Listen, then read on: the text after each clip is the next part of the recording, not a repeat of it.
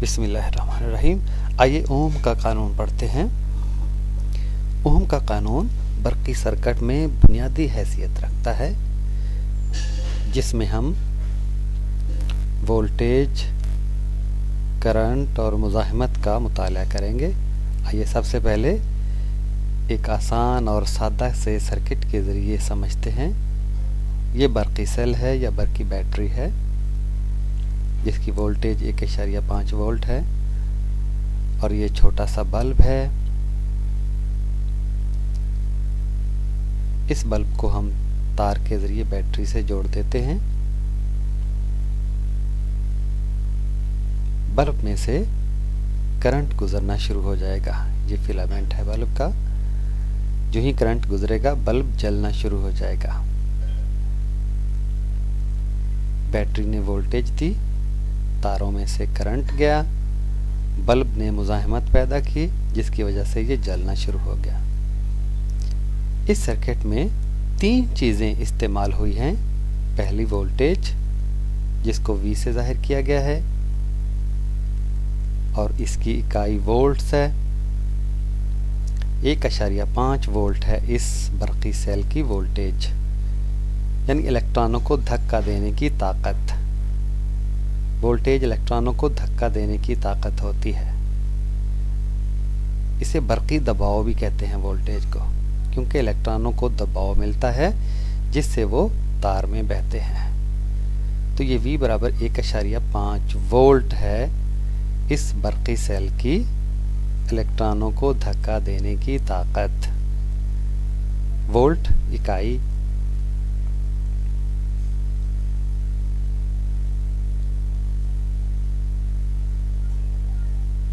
आमतौर पर लोग वोल्टेज और करंट में फ़र्क नहीं कर पाते। आगे हम समझाएंगे आपको। एक चीज़ मुज़ाहिमत है, रेजिस्टेंस। इसे R से ज़ाहिर किया जाता है। मुज़ाहिमत या रुकावट ये इलेक्ट्रॉनों के बहाव के आगे होती है। तार में इलेक्ट्रॉन बहते हैं तो उन्हें मुज़ाहिमत का सामना भी करना पड़ता है। तार में मुज़ाहिमत बहुत कम होती है, तकरीबन 0 के बराबर हम तस्वर करते हैं, लेकिन ज़्यादा मुज़ाहिमत बल्ब के अंदर होती है। बल्ब में जो फिलामेंट है वो इलेक्ट्रॉनों को मुज़ाहिमत पेश करता है, जिससे रोशनी और हरारत मिलती है। तो रेजिस्टेंस, मुज़ाहिमत, रुकावट।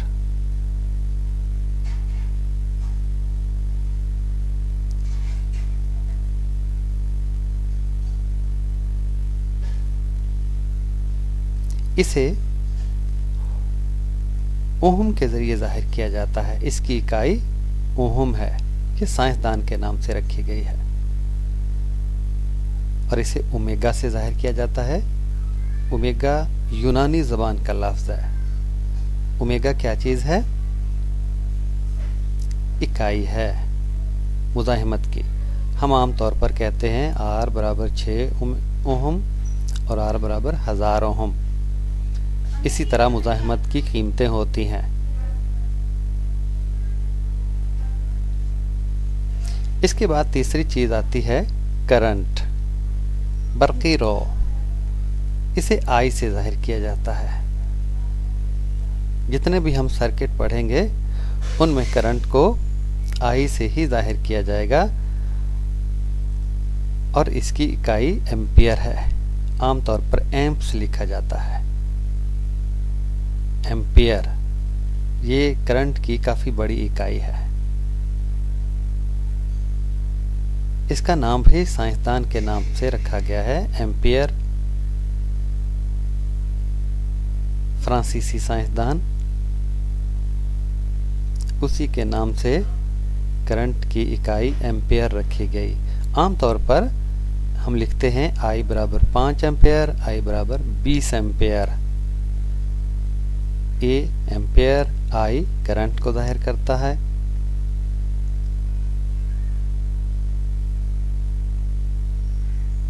तो ओहम के कानून में ये 3 चीज़ें इस्तेमाल होंगी, वोल्टेज, मुज़ाहिमत और करंट।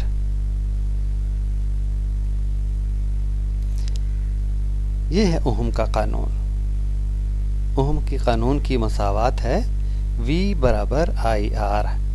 हम जानते हैं V वोल्टेज है, I करंट है और R रेजिस्टेंस है, मुज़ाहिमत है, रुकावट है। ओहम का कानून, इसका मतलब ये है कि जितनी वोल्टेज बढ़े, बरक़ी धक्का बढ़े, उतना ही सर्किट में करंट ज़्यादा बहता है। शर्त यह है कि R यकसां रहे, मुज़ाहिमत यकसां रहे। इसकी तफसील हम थोड़ा सा आगे चलकर बयान करेंगे। फिलहाल कुछ ऐसी चीज़ें आपको बताते हैं जो तजुर्बा करने में आपकी मदद करें। ये जॉर्ज ओहम है, इसी के नाम से ओहम मुज़ाहिमत की इकाई रखी गई है। तजुर्बा कर रहा था बैटरी के साथ, तार में करंट गुजरता है और रास्ते में इसने मुख्तलिफ चीज़ें लगाईं जिससे करंट की मिकदार में कमी बेशी हुई। तो यहाँ से ओहम इस नतीजे पर पहुँचा कि करंट के आगे मुज़ाहिमत पेश करके, मुज़ाहिमत डालकर करंट की कीमत को कमोबेश किया जा सकता है।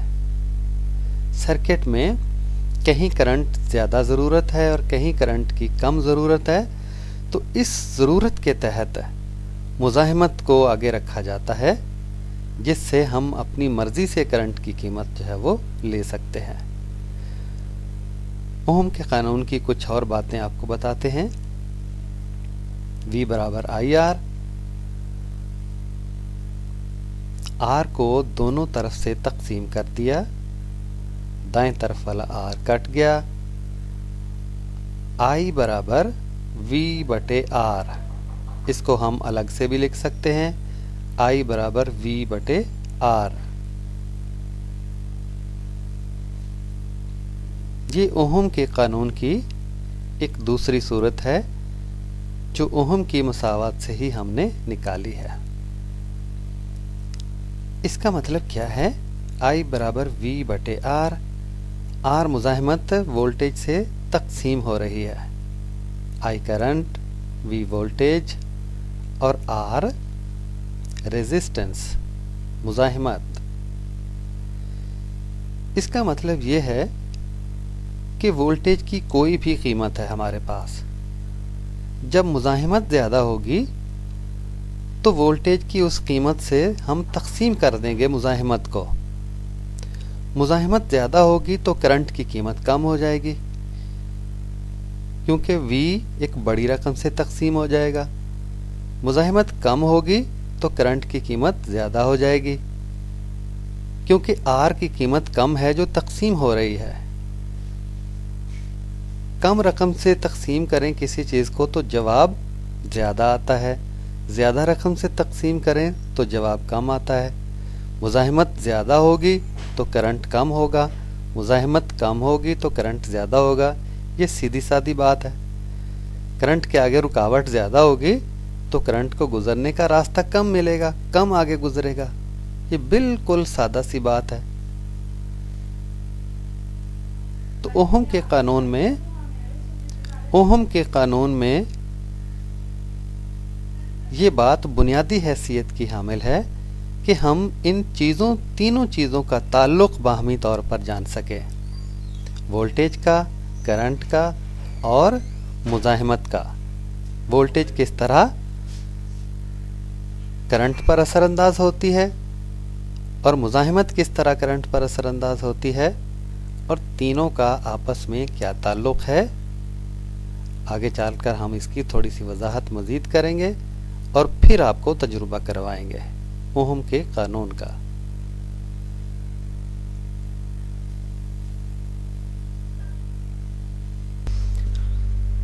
ओहम के कानून के बारे में कुछ चीज़ें हम पहले पढ़ चुके हैं, आइए मज़ीद तफसीलात आपको बताते हैं। हम पहले पढ़ चुके हैं कि ओहम के कानून में सिर्फ 3 चीज़ें इस्तेमाल होती हैं। 3 चीज़ों का बाहमी ताल्लुक़, वोल्टेज, करंट और मुज़ाहिमत।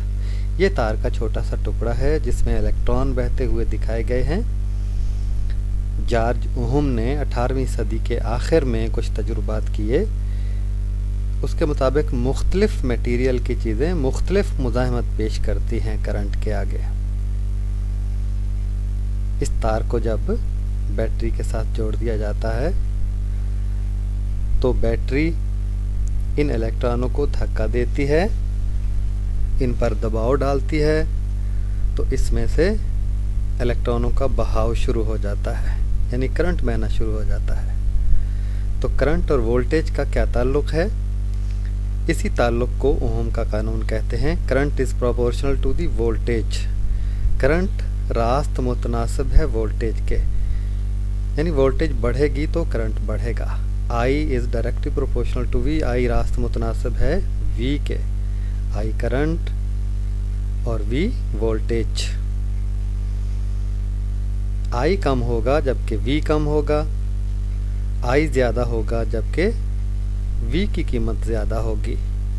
V की कीमत, वोल्टेज की कीमत ज़्यादा होने का मतलब यह है कि इलेक्ट्रॉनों को ज़्यादा धक्का मिलेगा। इसे बाज़ औक़ात EMF भी कहते हैं, इलेक्ट्रोमोटिव फोर्स, बरक़ी क़ुव्वत मुतहर्रका, यानी इलेक्ट्रॉनों को मुतहर्रक करने वाली क़ुव्वत, इलेक्ट्रॉनों को हरकत में लाने वाली क़ुव्वत, इसे वोल्टेज कहते हैं। दूसरे अल्फाज में हम ये कह सकते हैं कि किसी तार में, किसी मूसल में करंट का बहाव पैदा करने के लिए वोल्टेज की ज़रूरत होती है, इलेक्ट्रॉनों को धक्का देने की ज़रूरत होती है। ये सादा सादा से अल्फाज हैं। उम्मीद है आपको वोल्टेज और करंट के बाहमी ताल्लुक़ का पता चल गया होगा। अब इसी कानून में से हम मुज़ाहिमत की तारीफ़ करते हैं। देखते हैं कि मुज़ाहिमत का करंट से क्या ताल्लुक़ है। पहले हमने वोल्टेज और करंट का बाहमी ताल्लुक़ देखा, अब हम देखेंगे कि मुज़ाहिमत और रुकावट और करंट का बाहमी ताल्लुक़ क्या है।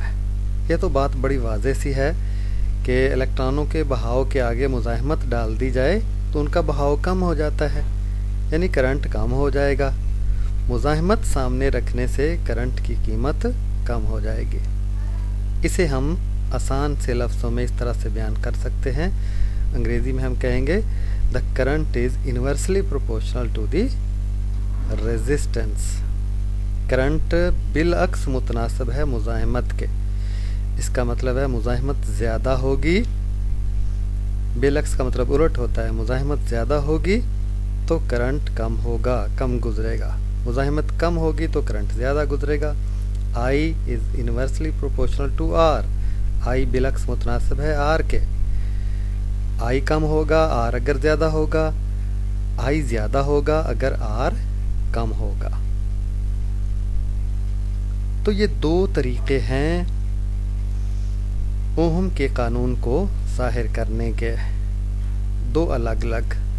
I रास्त मुतनासिब है V के, I is directly proportional to V, और I बिलअक्स मुतनासिब है R के, I is inversely proportional to R। ये पहला अंदाज था और ये दूसरा अंदाज है। पहली शिक थी और ये दूसरी है, दोनों को आपस में मिलाया I बराबर V बटे R, तो V बराबर IR। यही तो हमने ओहम का कानून पहले पढ़ा था।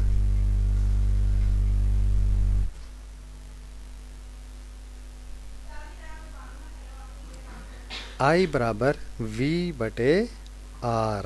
I करंट, V वोल्टेज और R मुज़ाहिमत। अब इस कानून से हम किसी भी चीज़ की कीमत निकाल सकते हैं, तीनों में से किसी एक की। दो अगर दी गई हैं तो तीसरी निकाल सकते हैं। मिसाल के तौर पर वोल्टेज और मुज़ाहिमत दी गई है V और R, तो हम I की कीमत निकाल सकते हैं। V और I दी गई है, यानी वोल्टेज और करंट दिया गया है, तो हम R की कीमत निकाल सकते हैं। R और I दिया गया है तो हम V की कीमत निकाल सकते हैं। R बराबर V बटे I। ये ओहम के कानून की एक शक्ल है।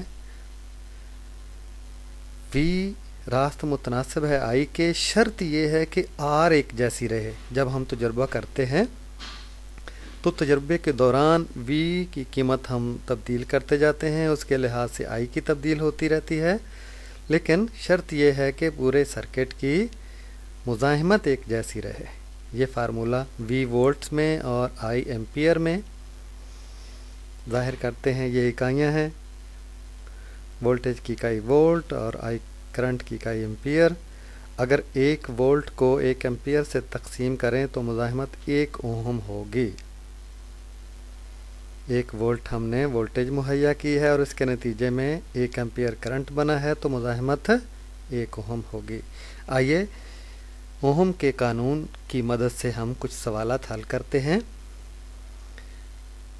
कि एक छोटा बल्ब है, डिज़ाइन किया गया है और उसमें कुछ वोल्टेज की कीमत है, 300 मिली एम्पियर करंट है, 6 वोल्ट की बैटरी है। तो हमने व्हाट इज़ रेजिस्टेंस मुज़ाहिमत मालूम करनी है।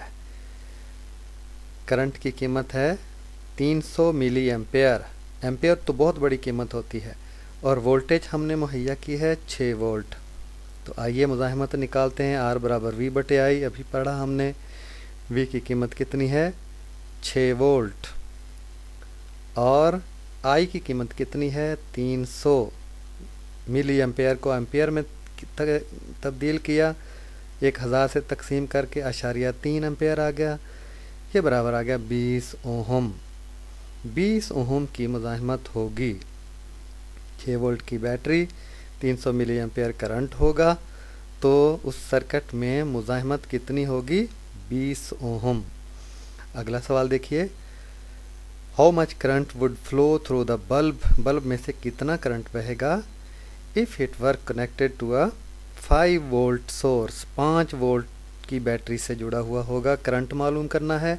आई बराबर वी बटे आर, ये हम पहले पढ़ चुके हैं। 5 वोल्ट था और 20 ओहम की मुज़ाहिमत थी पीछे, जो हम पहले सवाल में निकाली, तकसीम किया तो 0.25 एम्पेयर करंट की कीमत आ गई।